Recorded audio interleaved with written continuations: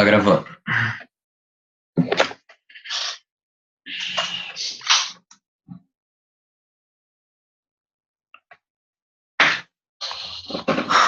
Deixa eu ver aqui.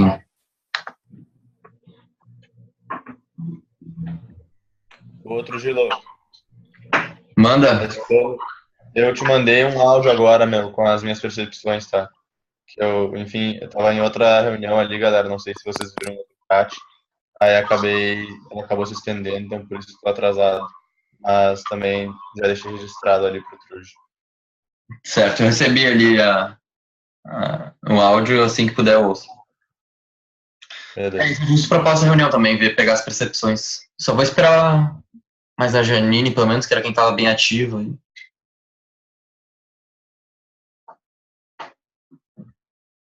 Esperar 2 minutinhos de relógio. 40. Tá, mas tu entendeu o que eu quis dizer com o negócio dos contratos?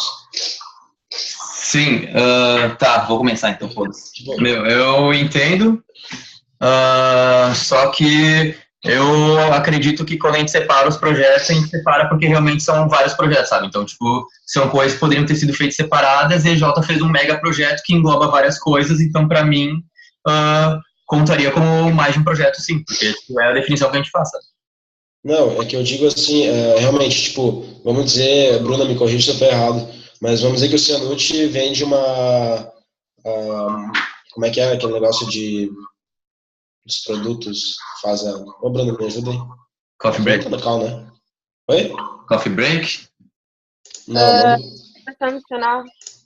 Oi? Informação nutricional. Informação nutricional, e daí eles cobram 2.000. Vamos dizer por sei lá, que são 5 produtos, é 2.000. Só que esses 5 produtos, daí no final, não sei se cada produto daí valeria como um projeto, só que na verdade eles estão vendendo um contrato só de 5 produtos. E isso daí, para mim, para uma EJ, talvez cara, se fosse 5 vezes os 2.000, já fecharia o valor total, sabe? De 10.000 e pouco. 10.000 no caso, nesse exemplo tosco que eu dei. Mas é que às vezes... Sim, mas é o que eu digo nesse sentido, sabe? De tu pegar um serviço, algumas EJs têm serviços assim, que tu pegaria um valor de projeto que não seria tão caro, só que ele é desmembrado em muitos serviços e fechou o valor tipo, muito rápido, sabe? Por isso que eu acho que deveria talvez ser 2 contratos e não dois projetos. Tá, eu posso falar? Claro.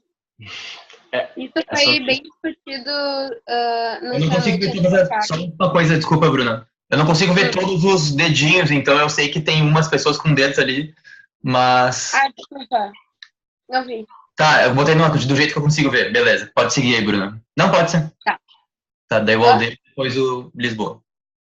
Tá, beleza. Isso foi bem discutido ano passado no Cianucci, porque a gente contava projetos como contrato e não como, né, cada informação adicional como um projeto. O que a Paula nos passou na gestão passada é que um contrato com uma informação adicional não capacita tanto quanto um contrato com 25. Então, por isso que é contado como um projeto.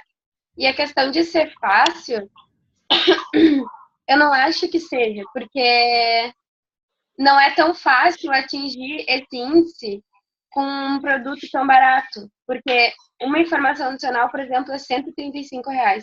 Então, para atingir o índice, a gente teria que fazer muito. Então, acho que igual continua sendo difícil, não precisaria ter outro contrato para que seja mais efetivo de fato. Não sei se foi claro. Aldemo, manda aí. Eu concordo mais com a Bruna, na verdade. Porque, assim, eu acho que depende muito da realidade da EJ. E acho que, assim, primeiro colocar contrato é engessar algo e complicar algo que não precisa ser tão complicado. E eu acho que, assim, a questão de colocar 1 ou 2 projetos, assim, eu acho extremamente provável uma EJ que esteja se federando, que geralmente é uma EJ que está começando, foi fundada há pouco, fechar um projeto de 14.500, né? Mas, assim, se ela fechar, é um mérito, sabe? E muito provavelmente não caiu do céu. Ela fez alguma coisa para fechar aquilo. E o exemplo que eu uso é o que está no próprio documento, que a Juniores tem que ser um projeto de R$ 300. Então, eu não sei se é uma complicação necessária para colocar. Eu vejo muito como uma possibilidade de engessar algo que não precisa, sabe? Que pode simplesmente ser, tipo, a gente vai avaliar e vai ver situação, se aquele projeto está valendo, ou se aquilo que ele fez é muito pouco, ou se não vai capacitar, coisa assim. Eu não peguei toda a parte da conversa agora, mas quanto a isso dos contratos, até na Caduceu, tipo, não é que a gente faz um contrato com vários projetos, por isso que contaria vários projetos. Cada contrato nosso é de R$ 25. Então, tipo, se a gente faz 25 contratos de R$ 25, a gente já bate esse 14.500. Eu entendo o problema de ser projetos muito baratos e talvez não sejam tão para desenvolver o membro, enfim. Então, poderia estipular um valor mínimo, se for o problema, digamos. E uma coisa que eu vi na conta lá do índice, para chegar nos 14.500, que me preocupou um pouco, foi que, levando em consideração as 6 EJs que foram federados ano passado, só 2 passavam, né? E daí o valor foi feito uma média, mas daí elas compensaram as outras. Daí tinha a GCIV e a Otimiza, que tinha um valor muito alto, e daí compensaram para as outras, que deu aquela média de 25 mil. Mas se fosse levar o caso 1 a 1, só 2 EJs teriam sido federadas. Então, eu só tenho esse medo, porque com essa mudança para esse índice, a gente vai ter que, você vai ver o que vai acontecer mesmo mais para o fim do ano, se as EJs vão conseguir atingindo isso. E que a gente tem essa meta de 15 EJs federadas, eu acho que talvez teria que levar em consideração que as outras EJs, essas 4 EJs não bateram índice, para ver se o cálculo realmente é verdadeiro, digamos, seria a realidade das EJs, né, que vão estar como aspirantes. Não sei se vocês me entenderam. Eu entendi, eu posso abordar isso aí. Certo, o que eu fiz foi, a partir de todas as premissas que a gente tinha, sim, depois vai ser a Kaká, depois tu, Berlim. E Marina, só peço, se tu tiver no PC, se tu puder acompanhar ali do lado, quem tá colocando a ordem de quem vai falar. Mas, tá. Quanto a isso, então, eu fiz todas as questões daquelas premissas, e os dados que a gente tinha naquele momento eram das EJs que tinham recém se federado, sabe? Então a gente acabou praticamente que se federou no ano passado, aplicando todas as premissas, mas como a Compact teve resultados de cluster 2, ela acabou nem entrando nessa daí. Tipo, seria outra federada que teria batido o índice. Daí seria Otimiza, Compact e GCIV, certo? Além disso, a IDE tinha feito um pouquinho e a Projetar, se não me engano, tinha feito um pouquinho. Mas o que acontece? Daquelas EJs eu peguei quem se federou, né? Quem se federou, teve muitas EJs que se federaram no segundo semestre. Então a gente teve 4 EJs daquelas 6 que se federaram a partir de outubro. Então, realmente, eles tiveram um tempo irrisório para fazer aquilo lá, sabe? Tipo, a IDE e a TecVet tinham dias. E daí, muito provavelmente, por isso que eles zeraram. Eu tinha falado isso na RP, eu fiz o cálculo também com as EJs antes de se federar, sabe? Só que é um dado que a gente é muito mais, não é tão fidedigno quanto os dados que eu apresentei lá, então por isso que eu acabei não colocando ele no embasamento, porque eles não é um dado tão concreto, sabe? A gente não tem esse mapeamento tão bem. E vendo assim, a Otimiza teria se federado, só que um pouquinho mais cedo, a GCIV um pouquinho mais tarde, Compact teria um pouquinho mais tarde, IDE teria, quem sabe até um pouquinho mais cedo, mas aqui em Labo não teria nem a Projetar, não pelo menos naquele cenário, porém, aqui em Labo não, desculpa, a Projetar e a TecVet não teriam se federado naquele cenário, porém, aqui em Labor seria uma EJ que teria se federado no ano passado, só que ela não se federou porque não estaria nesse critério que a gente está querendo discutir agora, sabe? Então, com certeza muda a dinâmica e aqueles cálculos que eu fiz ali foi baseado nos dados que a gente tinha mais concretos, sabe? Tipo, e comecei a aplicar as premissas.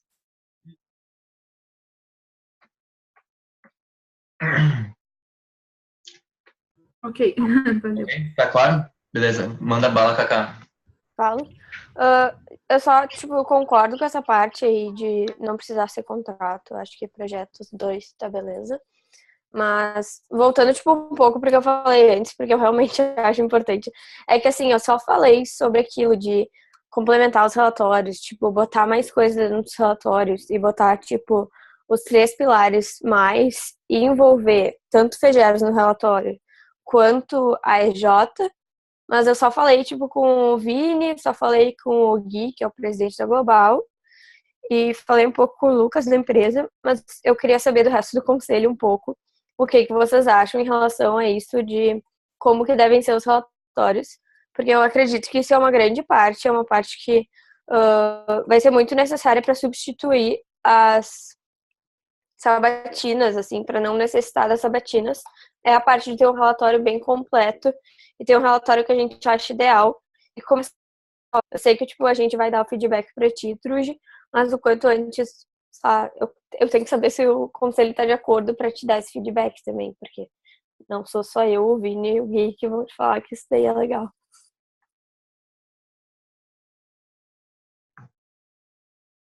Ficou claro para todo mundo qual é a pergunta? Se não, repete aí, Kaká. Tá. Posso tentar falar? É que assim, eu acho que tinha um pessoal que não estava ali no início, mas o que eu falo?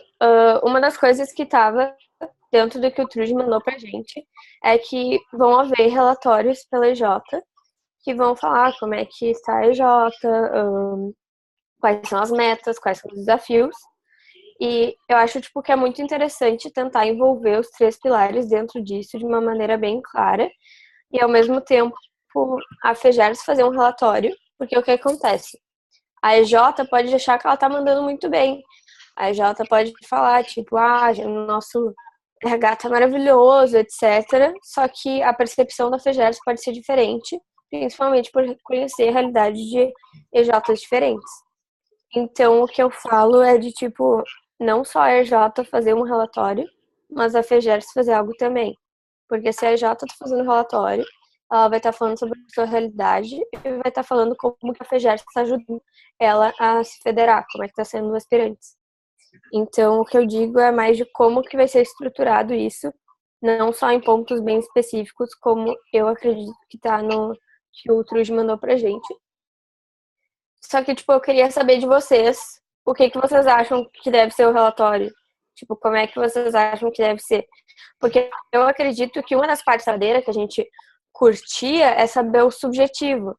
Só que uma das nossas críticas foi... Sabadeira, eu falei sabatina. Uma das partes da sabatina é que a gente quer saber o subjetivo, quer saber como é que é o dia a dia da EJ, só que a gente não conseguia entender tudo isso por parte somente de uma apresentação. Eu acredito que por parte de relatórios isso seja possível.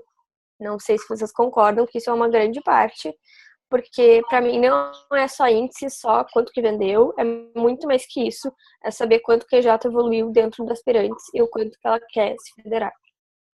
Eu queria saber um feedback.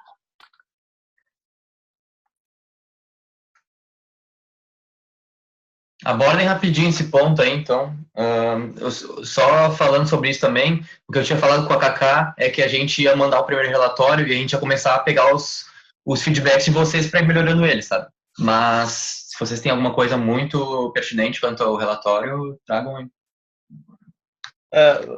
Eu sou meio contrário, assim, a tantos relatórios, porque daí eu acho que tipo, demanda muito tempo para fazer e para ler, e eu não sei se eles têm um impacto tão grande assim em termos de mudança para as EJs, e principalmente em termos de, cara, quanto que de fato é importante a gente se meter, sabe?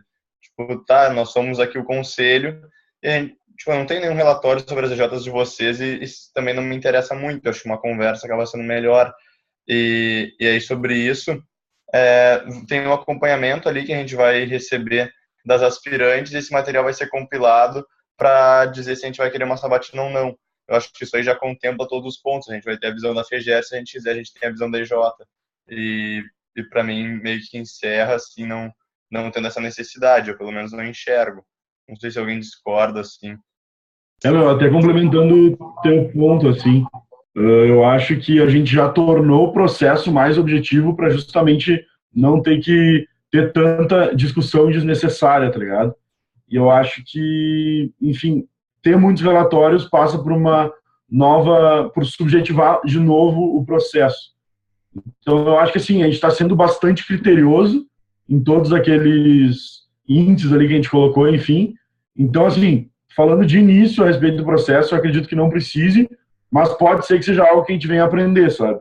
Mas falando agora, eu não vejo que se precisa de tantos relatórios. Eu acho que no final a gente precisa de um relatório para ter aquela ideia de sabatinar ou não. Mas, enfim, durante o processo eu acho que tem que ter, mas não precisa ser algo tão específico, sabe? Sobre esse ponto aí, a única coisa que eu tinha comentado com a Kaká é que vocês estão ligados àqueles relatórios aqueles questionários que a gente teve que responder, cada presidente respondeu, cada diretoria respondeu no início do ano. No DNA a gente comentou e teve várias EJs que responderam assim, ó, qual é que é o teu maior desafio esse ano, esse semestre? O maior desafio é processo seletivo. Daí, qual a nota que tu dá para o teu RH? Nota 9. Porra, se tu tem dificuldade de processo seletivo, não é nota 9 o teu RH. Então, é nesse sentido assim que a gente estava falando, tipo, como vai ser construído esse relatório, o quão vai ser elaborado pela EJ ou pela federação, porque às vezes a EJ não tem noção de como ela está em relação ao que seria aceitável ou seria bom, sabe? Que é nesse sentido, a gente queria saber como vai ser o relatório, se a FEGERAS vai fazer esse relatório, em cima de qual percepção que vai ser, para a gente ter uma noção do que, quando a FEGERAS for mandar o relatório para a gente, se aquilo vai ser suficiente ou não. Pelo que o Trujillo já falou, é assim, a gente queria começar a testar e vocês vão construindo, ajudando, mas eu acho que antes de começar isso, a gente queria entender um pouco mais. Desculpa,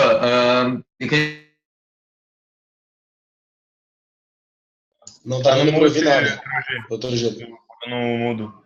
Tá, foi mal. Desculpa, Digão, de cortar, mas seguinte, quem tinha falado antes é que vai ser feito por nós, e até agora peguei a ideia da Kaká para, quem sabe, adicionar algumas declarações deles mesmos, sabe? Mas vai ser feito primordialmente por nós. E agora, quanto a essa discussão, eu queria saber o quão vocês acham que é, digamos assim, produtiva essa discussão agora, assim, porque eu tenho medo dela ficar muito espalhada e pouco focada.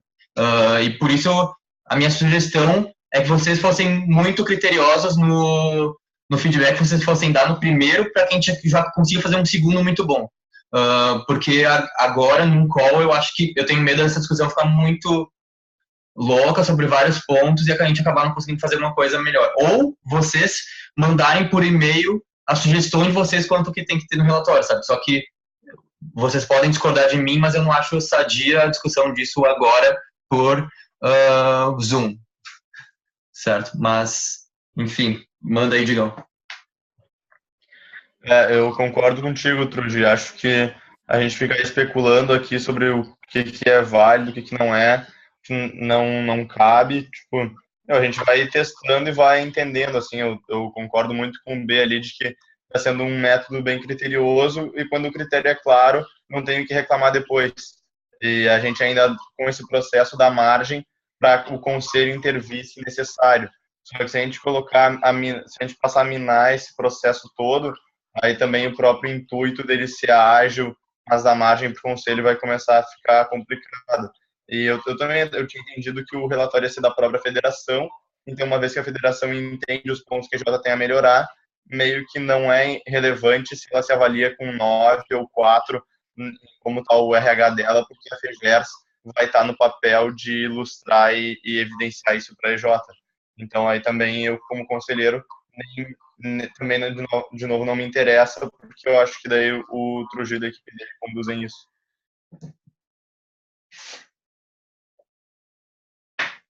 Show. Manda, Beninho, antes tu estava na lista ali, não sei se tu já falou o que tu queria falar ou tu era outra coisa. Não, eu quero falar ainda. São 2 pontos, na verdade. Deixa eu só lembrar o nome aqui. A Marina, eu acho, da Casa Seu, tinha comentado antes a respeito da meta de EJs. Isso me preocupa um pouco. Eu acho que na construção do processo e durante a validação dele, a gente não pode nem olhar para aquela meta, assim. Então, é só mais uma ressalva para você ter cuidado para isso. Porque se a gente começar a olhar muito para a meta de quantos EJs a gente quer botar para dentro, a gente vai tornar um processo 100% manipulável, que era o que era antes. Então, só para ter esse cuidado de manter a coerência e tenho certeza que tu vai manter, porque tu foi bem criterioso nesse processo, mas enfim, só para dizer para lá pelas tantas a gente não, agora vamos fazer o saldão aqui, botar 5 EJ para dentro, porque o indicador virou 10 mil, sabe? Então acho que só ter esse cuidado. E outra coisa, a respeito dos aspirantes, eu vejo que, enfim, muitas mais pessoas, entendendo critérios mais claros, vão querer se federar, porque elas vão entender melhor o processo e vão saber melhor dos critérios que elas precisam. E a gente vai ter muito mais gente procurando aspirantes, muito mais EJs, e ao mesmo tempo o aspirante vai ter que dar um auxílio muito maior. O quanto o pessoal da expansão, ou sei lá, da federação como um todo, que cuida dos aspirantes, está preparado para receber esse número com uma estruturação maior do que tinha antes. Porque isso me preocupa um pouco, assim. Não adianta muita gente querer fazer aspirantes mais estruturado se a gente não possui essa estrutura. Então, eu não sei se hoje... Eu estou falando o aspirante porque eu não sei de fato quem na federação cuida disso. Imagino que seja uma parte da expansão, mas entender um pouco melhor como funciona essa estruturação. Não sei também se... Acho que pode ser bem breve a respeito disso, para a gente não tomar muito tempo. E se quiser tirar essa dúvida minha depois, também sem problema. Não, Beninho, eu falo rapidinho aqui, meu. Cara, uma das minhas grandes preocupações no início do ano, assim, da equipe de expansão também, foi pensando, cara, a gente precisa de 15 EJs, para mim parecia natural a gente tem que pensar num programa mais escalável, porque senão quando a gente quiser 30, a gente vai ter que precisar, sei lá, o dobro de pessoas, então não era o jeito que eu estava querendo operacionalizar, sabe? Então, quando a gente criou já esse novo processo que a gente está começando a fazer ele agora, a gente está pensando como que a gente pode fazer um processo que dependa menos de pessoas, sabe? Claro, precisa de uma estrutura mínima, mas que ele não seja sempre proporcional ao crescimento de EJs que a gente quer federar com o número de assessores que a gente vai precisar para dar a assessoria, certo? Ou pelo menos que ele não cresça na mesma proporção. Então, o que a gente fez foi separar esses dois métodos, duas etapas ali, né? Onde uma delas, ela é muito mais, tipo, escalável, a gente realmente vai lá, faz uma visita na EJ, tipo, pega os problemas dela, a solução e bota eles para fazer, sabe? Tipo, ó, vocês têm 3 semanas, 4 semanas para fazer isso aqui, a gente manda material, qualquer coisa nos consultem, mas agora é com vocês, certo? Então a gente depende muito menos, tipo, a gente precisa daquelas visitas e um membro faria, sei lá, se ele fizesse 2 visitas por semana, ele conseguiria, cada assessor, acompanhar 8, 10 EJs por mês, sabe? Então, acho que dá um corre legal, assim, sendo que depois de um tempo elas passam para uma outra maturidade, que daí sim vai ser um pouquinho mais próxima, mas também depende da EJ. Às vezes a gente dá um conselho para ela, e quando ela está na etapa mais madura, digamos assim, e a gente vê que, tipo, para ela começar a dar resultado depois dessa dica que a gente deu, a gente vai precisar de muito tempo, sabe? Então, às vezes a gente não vai ficar tão próximo, ou às vezes a gente vai ter que ficar toda semana ali. Então, aquela etapa secundária da maturidade maior ainda está meio nebulosa como é que vai funcionar a assessoria. Até porque eu acredito que pode ter problemas muito complexos, pode ter muitos problemas pequenininhos que a gente tem que ir ajeitando e vai precisar de demandas maiores. Surgiu um problema, volta em 5. Tá. Paula, depois tu, Vini. Já foi tirada a minha dúvida, na verdade. Então. Para mim seria, primeiro, uma coisa que eu sinto falta, que eu acho que poderia ser menos burocratizada, seria mais transparência no aspirante, tipo, de tu comentar, nem que seja pelo WhatsApp do conselho ali, essa semana mais 2 Js entraram, alguma coisa assim, em vez de a gente ficar esperando o relatório só para ser atualizado sobre isso. E outra coisa, outra pergunta, com esse novo índice agora, que entraria agora, teria alguma EJ aspirante que entraria, tipo, em pouco tempo? Tá ruim? Depois tu responde isso, se, tipo, qual é que é a perspectiva até a próxima RP, se teria alguma federada ou não. E também, uma coisa que trouxeram na RP, que eu queria entender um pouco melhor, como é que vai funcionar o processo de desfederação em cima desse novo processo. Se a gente vai contar com isso ou não, quanto tempo, ou como é que funcionaria isso para as EJs federadas já, porque eu acho que se a gente quer EJs entrando, usando esse índice, a gente também teria que ser cobrado por ele. E daí, no caso, eu vou usar o exemplo da Otimiza, agora a gente ainda não seria federado, sabe? Por mais que, tipo, não seria por pouco, seria por, sei lá, 1000 pontos, a gente ainda não ia ser federado esse ano. Eu nunca sei se eu tô mutado ou não. Enfim, tá, meu, obrigado pela ideia. Quanto às coisas, eu só tenho medo de colocar muita informação no grupo do conselho, mas por mim eu coloco. Eu mesmo me ressalvo a não colocar tanta coisa. Quanto às EJs, tipo, hoje a gente tem perspectiva de umas... Das EJs já estão nos aspirantes, a gente tem umas 3 que a gente enxerga se federando antes da virada do semestre, mas tem no mínimo mais umas 4, 5 que não estão nos aspirantes, que a gente acredita que se eles entrarem agora, a gente consegue federar eles antes da virada do semestre. E as outras seriam no resto do programa, assim. Certo? Mas hoje não tem nenhuma que se federa, sabe, com o índice. Tem a Catalisa vendeu umas coisinhas e tá começando a crescer ali. A Renova, nossa, tipo, daqui a pouco eles vão conseguir certo, porque eles estão mandando muito, eles só estão tendo que começar a conseguir mais resultado, mas enfim, não vou falar uma a uma, mas tem uma CJ boa ali. E último ponto, cara, quanto a isso, meu, foi uma coisa que tinha sido trazido lá pelo Zig há um tempo atrás, a gente tinha conversado a respeito, só que eu decidi não trazer essa discussão nesse momento, porque, e eu acho que, como conselho, vocês podem levantar essa pauta para que isso seja, tipo, discutido em um outro momento, mas no primeiro momento eu, como diretor de expansão, e também pensando em separar as discussões, preferi separar essa aqui, estruturar bem, porque daí a gente entende certinho quem vai entrar, e depois que a gente tem o critério de entrada, a gente pensa, tá, a gente quer um mesmo critério de saída, ou a gente continua com o CLJ, ou com falta de aparições nas RPs, enfim. Mas isso fica até o convite para vocês, se vocês quiserem trazer essa discussão, e acho que vocês têm que conversar com o Roman, trazer isso aí mais como conselho, assim como vocês fizeram na última RP, para trazer mais as demandas de vocês, para que seja discutido cada vez temas mais estratégicos e pertinentes para o movimento. Beleza? Eu não vi se alguém levantou o dedinho ou não ali, mas se alguém gostaria de falar. Tinha alguém na fila já? Eu não vi ninguém, pelo menos. Eu acho que é tu pra falar. Cara, eu vou, na verdade, eu vou tentar refazer o que eu tinha falado lá no início, até na outra call, mas porque eu acho que eu não me expressei muito bem. E com o que o Vili falou agora, eu me lembrei um pouco, de se alguma EJ já teria se federado. Então, a pergunta é assim, se a EJ fechou o ano com 14.500, mas ela tá no aspirantes, ou talvez por algum outro motivo, ela tá no aspirantes há 1 ou 2 meses, ou por algum outro motivo ela não se federaria, vai virar o ano, isso vai zerar. Essa é a minha preocupação. Então, eu acho que poderia ter alguma cláusula, alguma coisa que falasse, se ela fechou o ano e, a única coisa é o tempo de aspirante, sabe, ela poderia se federar. Então, a pergunta é o que acontece, no momento, se fechando o ano com 14.500. Só deixa eu complementar o Aldeno, assim, também tinha pensado nisso, só no sentido não pelo tempo dos aspirantes, mas pelo tempo, assim, cara, em dezembro eles ficaram com 14 mil, sabe? E não 14.500, só que daí em janeiro ali eles conseguiram assinar mais um contrato e fechariam, sei lá, 20 mil. Eles iam ter que começar do zero.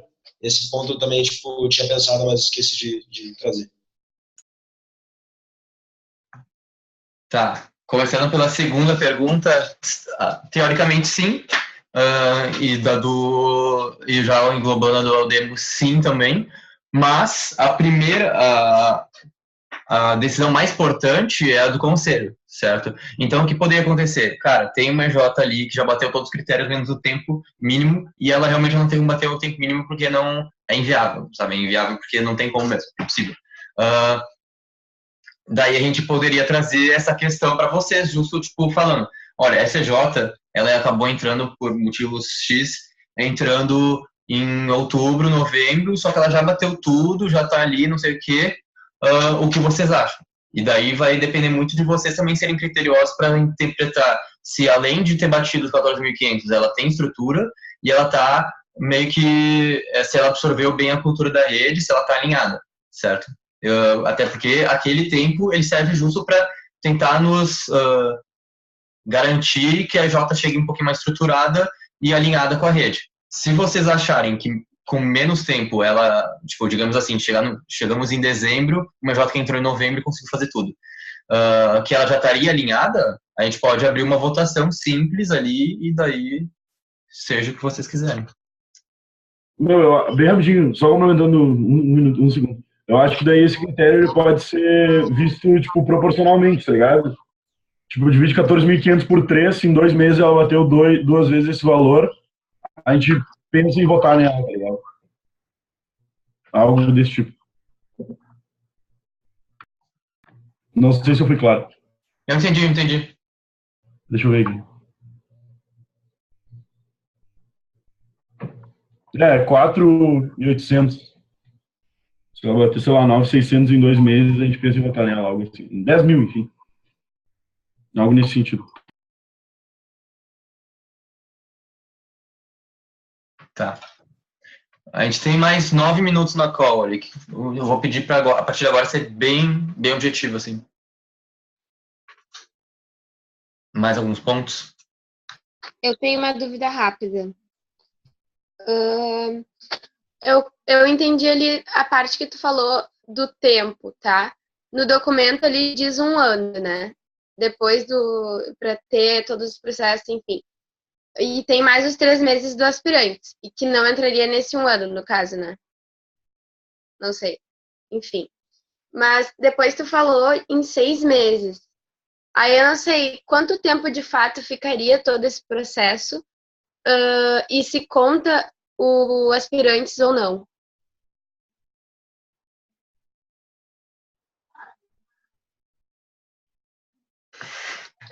De novo. Boa pergunta, porque isso é uma coisa que eu percebi que não estava muito claro, que é a questão, tipo, os 14.500 não independem dela estar no programa de aspirantes ou não, certo? Então, tipo, se ela já fez já vendeu um monte de projeto antes ali, durante o ano, certo? A partir do início de 2017, e ela entrasse no aspirantes, ela faltaria vender só mais um, e daí ela entraria, tipo, venderia seu projeto e ficaria os 3 meses no aspirantes, para absorver e melhorar um pouquinho. Os 6 meses que eu estava falando é o tempo que a gente quer otimizar para que seja possível uma J que chegue com a mínima estrutura possível, já chegando se federando depois de 6 meses, certo? E os 3 meses é o do aspirantes. Ficou claro, Bruno? 1 ano é o tempo, tipo, que a J tem para fazer os 14.500, certo? Sim, entendi. Ficou tudo certo? Entendeu tudo? Sim, obrigada. Tá, beleza.